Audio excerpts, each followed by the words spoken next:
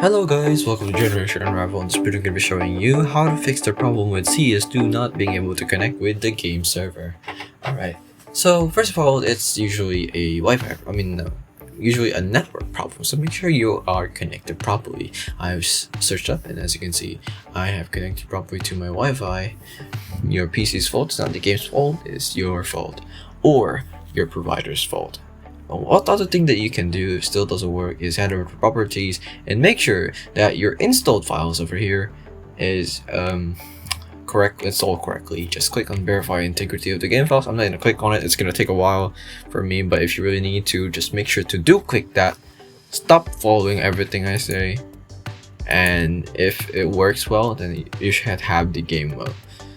Alright, next what I can show you is that by making sure that the task manager over here, making sure that other apps that are using your network much is closed. As you can see here, not all apps is using the network currently, so we're good, but if there are, make sure to close them.